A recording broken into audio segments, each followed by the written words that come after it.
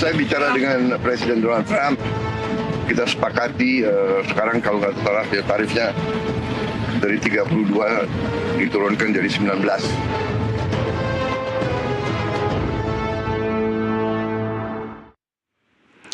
Ya, bersama kembali bersama kami di NTV Prime Dialog, masih bersama saya Muhammad Irsal. Kita tahu bahwa Presiden Donald Trump menentukan tarif ekspor untuk Indonesia sebesar 19% dari 32% sebelumnya. Kemudian juga tarif impor Indonesia ke Amerika ditentukan 0%, itu artinya seluruh produk Amerika bebas masuk ke Indonesia. Apa kemudian dampak yang dihasilkan dari penerapan 19% tarif ekspor Indonesia ke Amerika dan juga dampak dari penerapan tarif impor 0% dari Amerika ke Indonesia? Kita akan bahas bersama narasumber yang telah hadir bersama kami di studio. Ada analis kebijakan ekonomi Apindo, Ajib Hamdani. Pak Ajib, terima kasih telah bergabung bersama kami. Sama-sama Mas Irsal. Selamat malam. Baik, kemudian juga ada Wasekjen HKTI 2023-2025 M. Sirot. Selamat malam Pak Sirot, terima kasih bersama kami. Mas Irsal. Baik, dan yang juga bergabung bersama kami melalui sambungan Zoom ada juru bicara Kantor Komunikasi Kepresidenan Pak Fitra Faisal. Pak Fitra Faisal, terima kasih telah bergabung bersama kami. Ya, baik. Salam hormat untuk semua narasumber juga. Baik, terima kasih. Pak Ajib, Pak Sirot, saya tahan dulu karena saya butuh konfirmasi dari Pak Fitra Faisal. Sebenarnya kita butuh spill apa yang dibicarakan Presiden kita Prabowo Subianto dan Presiden Amerika Serikat Donald Trump sehingga tarif 19% itu disepakati, Pak Fitra Faisal? Ya, jadi ini adalah tipe leader to leader relation ya, biar bagaimanapun jalinan hubungan antara kedua presiden sudah mulai dibangun semenjak inaugurasi dari Trump, bahkan jauh sebelumnya ketika Trump itu elected di bulan November, Pak Prabowo sudah menelepon ya, langsung ya, menyatakan selamat dan berdiskusi yang juga cukup akrab. Sampai kemudian di poin-poin yang paling krusial atau saat-saat yang paling krusial, Pak Prabowo juga menelepon Presiden Trump untuk kemudian melakukan negosiasi atau memperlancar arus negosiasi. Karena kalau kita bicara negosiasi teknis dengan Howard Lutnick dari Secretary of Commerce dan juga Jameson Greer dari US Trade Representative, itu hal-hal teknis memang dibicarakan, tapi hal-hal yang sifatnya lebih holistik ya, itu merupakan perbincangan antara kedua kepala negara tersebut. Nanti mungkin bisa dibicarakan lebih lanjut di forum lain ya,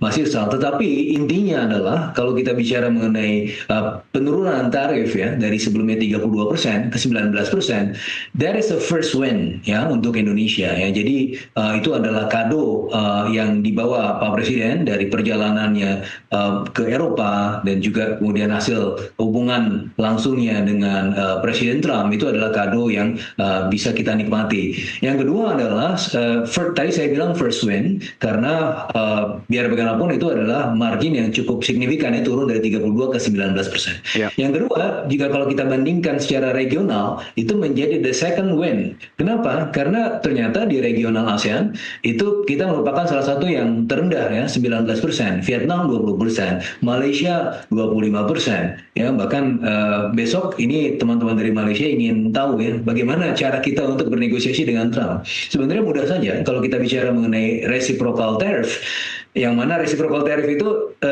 dalam konteks ekonomi internasional ini sangat subjektif ya, karena kalau kita bicara yang formal harusnya pakai hitungan WTO, MFN dan weighted average tariff. Tapi sudahlah kita oke dengan subjectivity itu, maka strategi negosiasi kita adalah untuk mengurangi trade deficit yang mana pada akhirnya bisa mengurangi tarif. Meskipun demikian kita juga melihat bahwa agak sulit untuk mencapai 0%. Meskipun Pak Prabowo inginnya 0% ya, tetapi sebagai baseline UK itu 10%. Dan kita lihat bagaimana Amerika Serikat dengan UK sebenarnya surplus ya. Kalau surplus harusnya Amerika Serikat yang mendapatkan tarif lebih tinggi daripada UK gitu kan. Karena kalau kita dengan Amerika Serikat itu kan defisit 18 billion US dollar dibagi dengan import kita import Amerika Serikat ke Indonesia 28 billion US dollar, sehingga 18 dibagi 28 itu 0,64%, itu adalah tarif resiprokal yang sebenarnya, kemudian dikasih diskon sama Trump 32%, dan itu adalah basisnya gitu kan. Sehingga untuk mengurangi trade deficit, maka kita harus untuk mengurangi tarif menjadi 0%, itu kita harus mengurangi trade deficitnya di atas kertas. Tetapi tidak bisa seperti itu karena ternyata baseline-nya itu yang paling ideal saja 10%. Sehingga skenario 15-20% adalah skenario yang paling ideal buat kita. Kenapa? Karena ya yang tadi saya sampaikan second win, karena kita merupakan salah satu yang paling rendah di ASEAN untuk tarif dibandingkan misalnya dengan Malaysia dan Vietnam, Thailand, yang mana produk-produknya lebih sama ya, lebih sejenis untuk produk ekspor unggulan kita ke Amerika Serikat, sehingga bisa memicu trade diversion dari yang seharusnya ambil dari Vietnam atau ambil dari Malaysia untuk kasus CPO, itu bisa ambil dari Indonesia yang secara tarif lebih murah. That is the second win. Nah, yang berikutnya juga sering menjadi poin pembahasan adalah 0% tarif Amerika Serikat masuk ke sini bisa leluasa. Nah, perlu kita identifikasi bahwa ini sebenarnya meskipun 0%, tetapi apa sih yang kita impor dari Amerika Serikat? Kedelai. Itu yang tidak bisa kita produksi sendiri. Yang kedua apa? Gandum ya. Kalau tadi kedelai itu 2,5 billion US dollar. Bungkil kedelai 1,5 billion US dollar. Tidak bisa kita produksi sendiri. Kemudian gandum 500 juta dolar. Kapas 200 juta dolar, itu juga tidak bisa kita produksi sendiri. Pesawat, all in all 15 billion US dollar.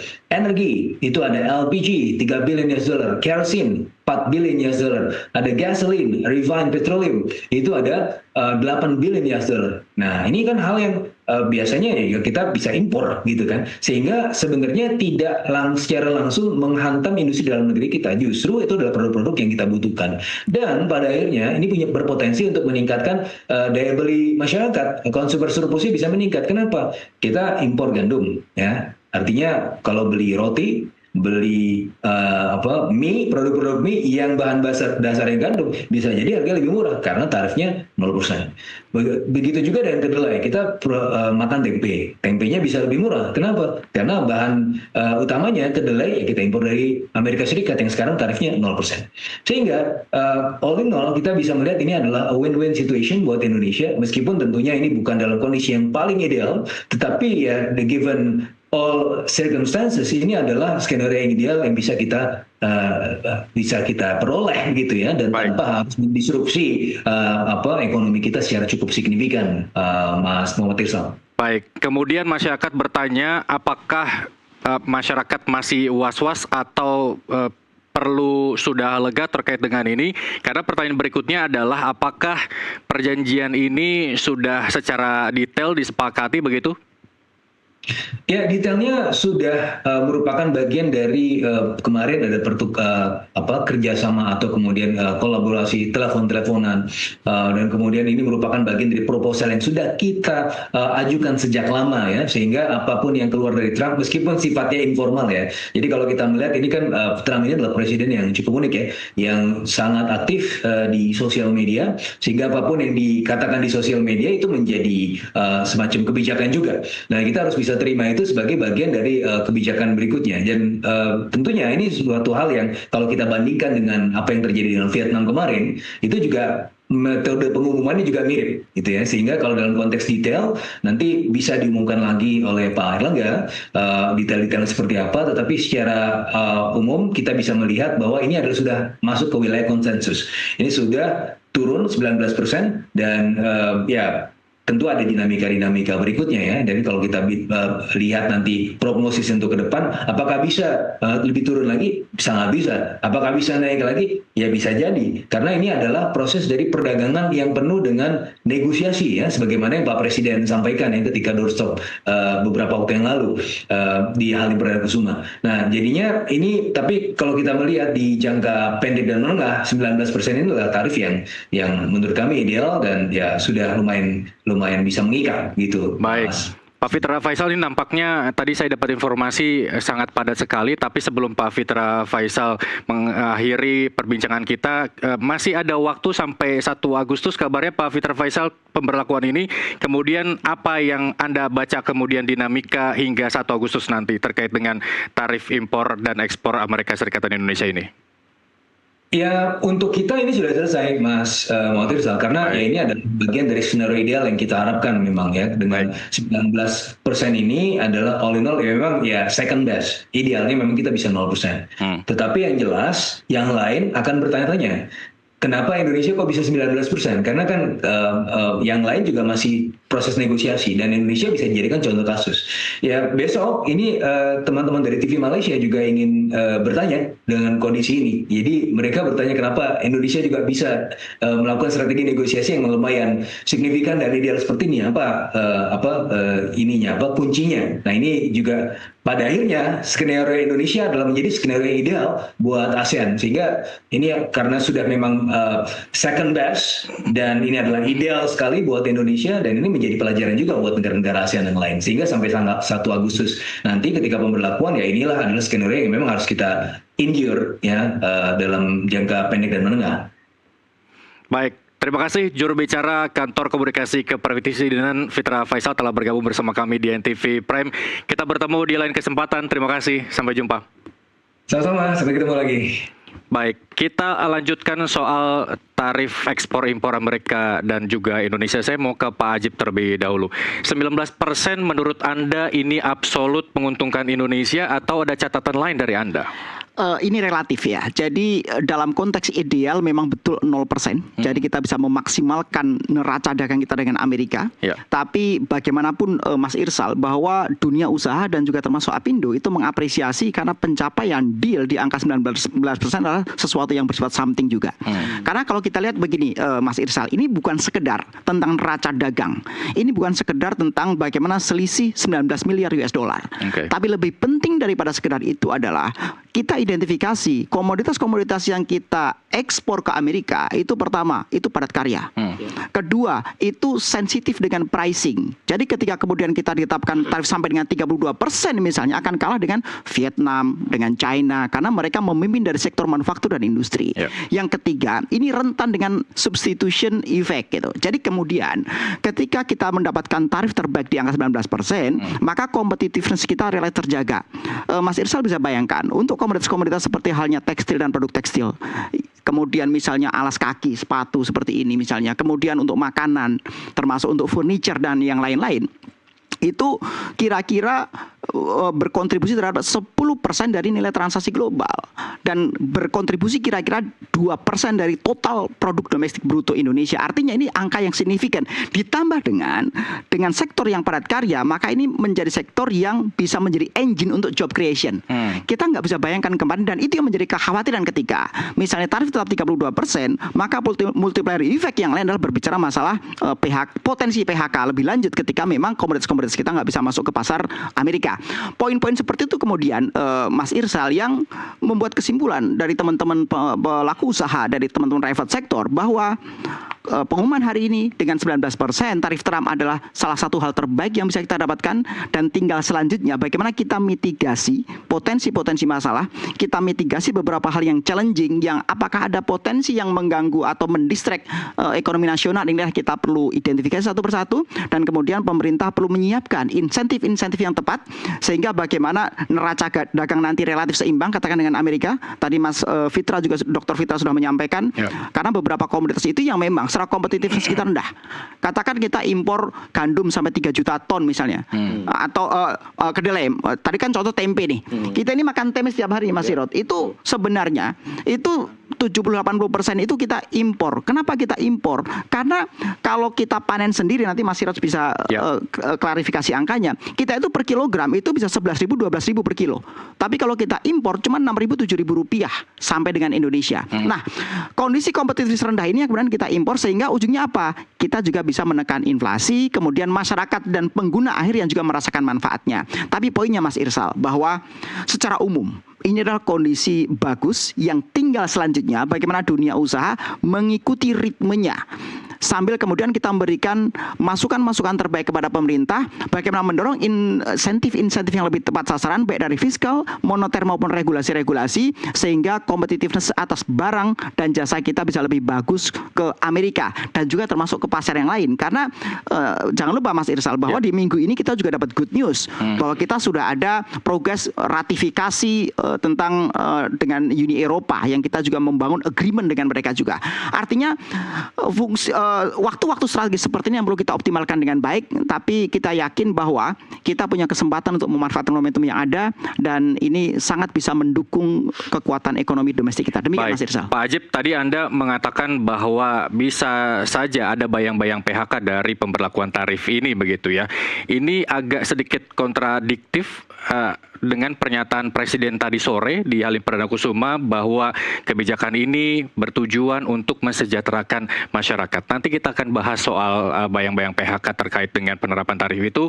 Saya mau ke Pak Sirot. Ini sebelum kita komparasi apa yang dikatakan oleh Pak Fitra Faisal soal kita kekurangan gandum, kedelai dan sebagainya. Dari kacamata pengusaha, bagaimana Anda melihat tarif 32% untuk ekspor dari Indonesia ke Amerika dan tarif 19 maksud kami, dan tarif 0% untuk impor dari Amerika ke Indonesia?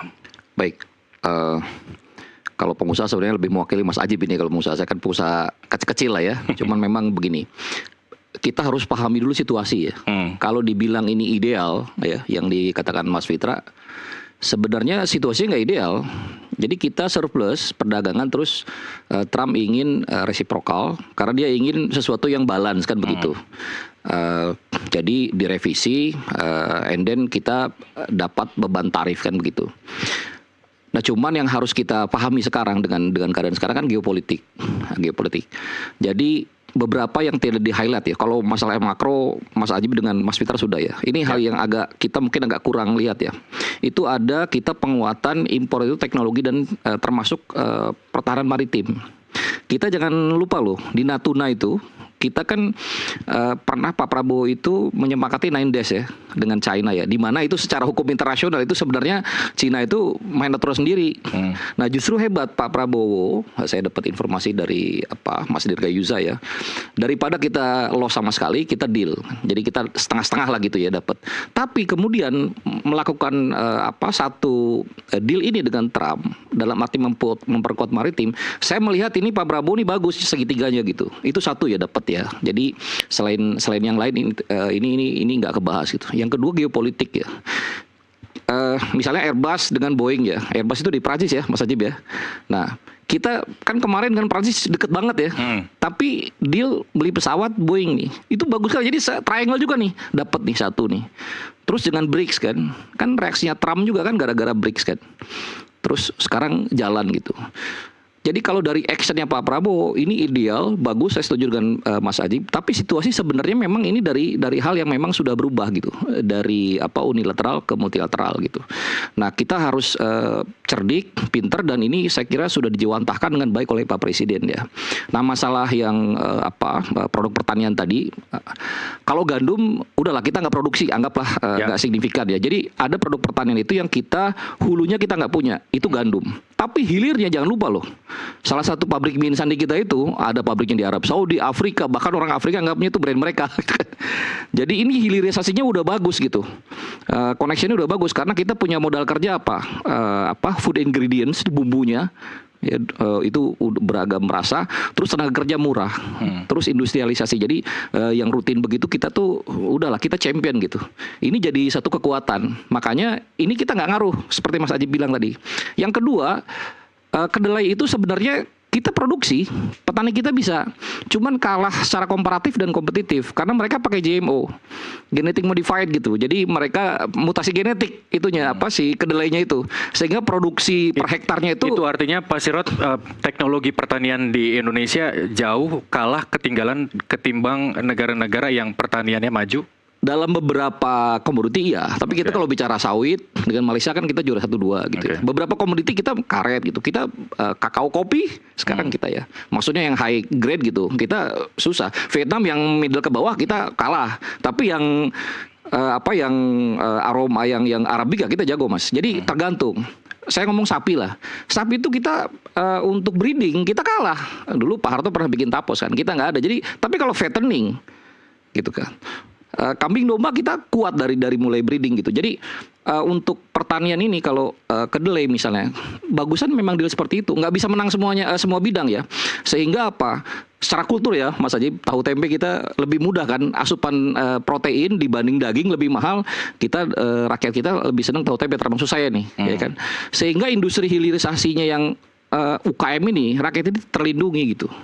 Jadi saya lihat secara awam kalau hanya melihat dari sisi trading defisit ya, kita dari 0 misalnya ke 19 iya gitu.